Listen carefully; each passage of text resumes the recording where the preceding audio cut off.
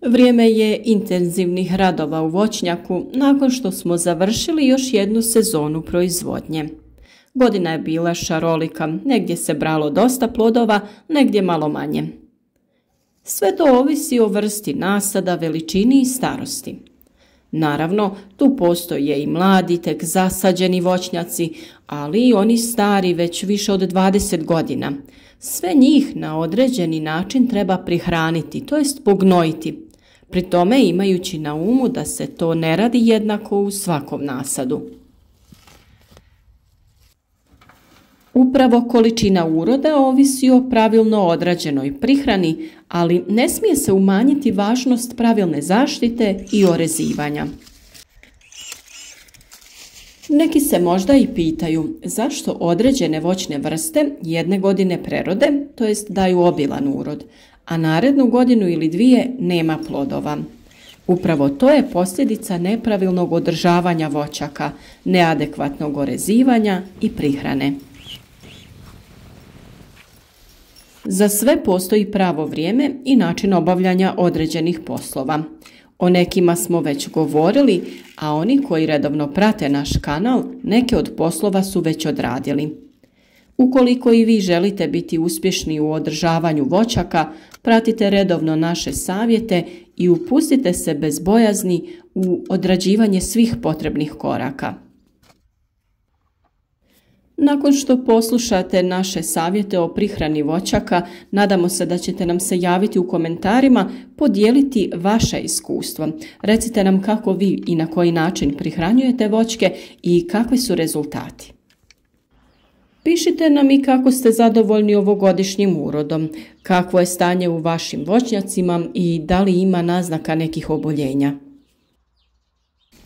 Sama prihrana voćaka usko je vezana sa rezidbom, s obzirom da i jednim i drugim zahvatom reguliramo količinu, dužinu i jačinu novog rasta koji je neophodan za obnovu rodnog drveta. Stoga je dobro podsjetiti se na neka najvažnija pravila. Prvo i osnovno pravilo jeste da se ne može jednako orezivati pa ni gnojiti svaki voćnjak, pa čak ni svaka sorta u nasadu. O zaštiti i orezivanju se možete informirati u videima koji su već tu na našem kanalu, a danas ćemo pričati o pravilnom rasporedu makroelemenata kroz nekoliko faza prihrane voćaka. Voćnjaci se prihranjuju najčešće u 3 navrata: jesenski dio gnojidbe, proljetni dio gnojidbe te dopunska prihrana dušičnim gnojivima nakon cvjetanja. Kod određivanja vrste i količine prihrane treba se držati sljedećih pravila. Jesenski dio gnojidbe sa NPK hranjivom, to je dio gnojidbe u kojem vraćamo tokom vegetacije iznesene količine hranjiva, to jest dušika, fosfora, kalija, magnezija. Količine određujemo u odnosu na proteklu vegetaciju. Ako je godina bila vrlo rodna, dajemo veće količine. Ako je bila nerodna, smanjujemo količinu. A u slučaju bujnih i nerodnih stabala u potpunosti izostavljamo ovu gnojidbu. Proljetni dio gnojidbe NPK hranjivima trebao bi imati jednako zastupljene elemente u obliku 15-15-15. To je dio gnojidbe kojim nakon rezidbe i uočavanja proizvodnog potencijala, to jest rodnih pupova za tekuću godinu, korigiramo prema potrebi količinu hranjiva. Ako ste procijenili da slijedi rodna godina, dajte veće količine. Ukoliko slijedi nerodna, utoliko smanjujemo ili izostavljamo gnojidbu. A tu je i dušik koji dajemo kroz kan gnojiva. Dopunska prihrana dušičnim gnojivima prvenstveno ovisi o stanju bujnosti nasada ili sorte. Količinu prihrane dušičnim gnojivima određujemo najčešće prema dužini jednogodišnjih grana i vodopija u protekloj vegetaciji. Optimalna dužina jednogodišnjih grana je od 20 do 40 cm. Ovo hranjivo dodajemo nakon cvatnje kako bi bila dostupna u fenofazi rasta mladica, diobi stanica plodova i rastu staničnih stjenki. Svako produženo djelovanje dušika i rast vrhova mladica po završetku mjeseca juna je nepoželjno. U ovoj tablici je naveden jedan primjer uravnotežene gnojidbe za optimalno bujni nasad nakon normalno rodne godine i dobrog potencijala za sljedeću godinu. Godišnje potrebe za hranjivima u umjereno bujnom i normalno rodnom nasadu su oko 60 do 70 kg po hektaru dušika, 30 do 40 fosfora, 120 kalija, 20 magnezija i 150 kg kalcija po hektaru. A na ovoj slici vam je prikazano kako to rasporediti u 3 faze. Stabla voćaka nakon berbe oslobođena su plodova kao potrošača hranjiva, te se ista mogu sve do početka opadanja lišća trošiti na razvoj cvjetnih pupova, dozrijevanje i odrvenjavanje novo naraslog drveta, te na jesenski rast korijena. Jesenski rast korijena vrlo je važan jer u tom razdoblju korijen nema konkurenciju sa rastom nadzemnog dijela i može se adekvatno pripremiti za proljeće. Proljetni rast korijena najčešće je u konkurenciji sa rastom mladica i početkom cvjetanja, jer istovremeno iz rezervi kreće i rast korijena i rast nadzemnih organa. Aktivnost korijena odvija se samo na temperaturama tla iznad 8 do 10 stepeni Celzijusa. Stoga je od velike važnosti obaviti jesensku gnojidbu dok je tlo još toplo, čim prije po berbi, kako bi se uredno odvijala faza jesenskog rasta i obnove korijena.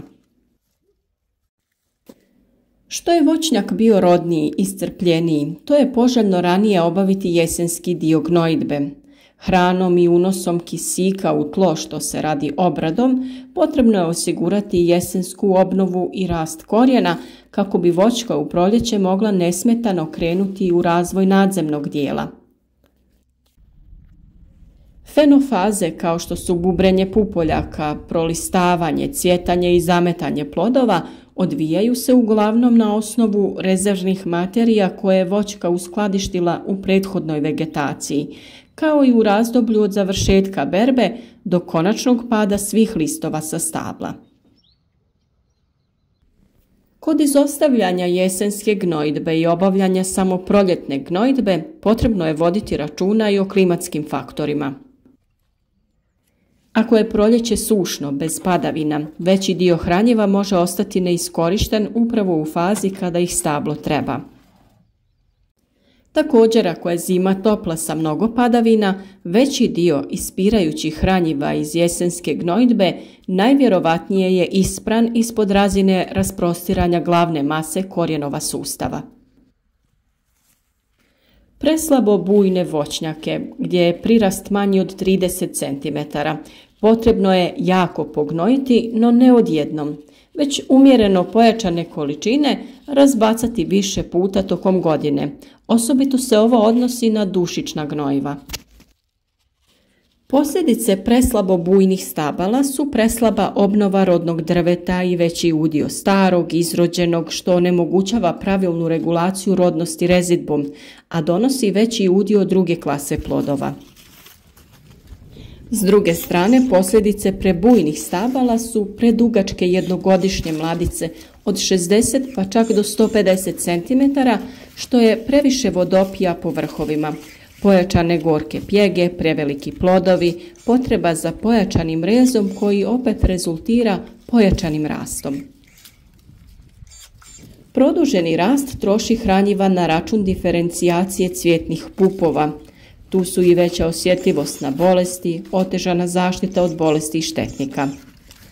Postoje toliko bujni voćnjaci da dužina jednogodišnjih mladica bude veća i od 1,5 metar, u kojima je potrebno izbjegavati bilo kakvu gnojidbu, naročito dušičnu. Postoje voćnjaci u kojima neke sorte treba gnojiti, a druge nije potrebno. Starije nasade, nisko cijepljene koji su prešli na svoj korijen, najčešće uopšte nije potrebno gnojiti sa dušičnim gnojivima. Neke su sorte bile rodne u ovoj godini, druge nisu. Postoje i voćnjaci u kojima su neki dijelovi preslabi, nema rasta jednogodišnjih mladica u zadovoljavajućoj mjeri, te ih je potrebno pojačano gnojiti i dohranjivati. Postoje i sorte koje genetski lakše same dolaze do dušika, te je njih potrebno manje prihranjivati dušičnim gnojivima poput zlatnog delišesa i Jona Gold jabuke. Bujnost sorte utječe i na bujnost podloge i obrnuto. Bujnija podloga daje jači korijen, a jači korijen daje više dušika. Stoga je staviti na traktor raspršivač gnojiva i cijeli voćnjak jednoliko pognojiti u ovakvim uslovima sasvim neprihvatljivo. U nekim voćnjacima stabla su različite bujnosti, stoga se takav voćnjak ne smije gnojiti razbacivanjem iste količine mineralnih gnojiva jednolično po čitavom nasadu. Preslaba stabla uvijek će dobivati manje nego što im je potrebno, a prebujna stabla uvijek više nego što im je potrebno. I u jednom i u drugom slučaju nastavljamo sa nepovoljnim uslovima za kvalitetan i količinski uredan prinos. Stoga je od velike važnosti da se gnojidba obavlja ručno, tako da svako stablo dobije sebi odgovarajuću količinu mineralnih gnojiva. Kada se voćnjak jednom uravnoteži, možemo nastaviti sa razbacivanjem nekim raspršivačem, ovisno o redu sorte, rodnosti, starosti i bujnosti. Vrlo je važno da se s vremena na vrijeme odradi analiza tla, to često preporučujemo. A kod uzimanja uzoraka tla za analizu u voćnjaku potrebno je voditi računa da uzorke uzimamo iz one zone koju prihranjujemo gnojivima. Po 10. godini od sadnje korijenov sustav rasprostire se već gotovo po čitavoj površini voćnjaka. Ne možemo uzorke za analizu uzimati sa prosjeka čitave površine, ako prihranjujemo rukom samo pod redovima stabala. I još jedna vrlo važna stvar za napomenuti jeste da za rast korijena ponekad nedostaje kisika u tlu. I ne zaboravite da za rast korijena su potrebne 3 stvari: hrana, voda i kisik. Stoga je poželjno da tokom gnojidbe obavite podrivanje do 20 ili 30 cm kako bi se uz mineralna gnojiva za rast korijena doveo i kisik. Vlage u jesen najčešće i onako ima dovoljno. Nadamo se da će vam ovi savjeti biti korisni ukoliko ste bili u nedoumici koliko hranjiva je potrebno nadomjestiti voćkama kako bi naredna berba bila kvalitetna. Naravno, ne zaboravite pogledati i video savjete o zaštiti i o rezivanju, jer su to također ključni koraci u uspješnoj sezoni uzgoja. A također nemojte zaboraviti i naš rad podržati sa lajkom ili podijelite video sa prijateljima kako bi oni imali koristi od naših savjeta.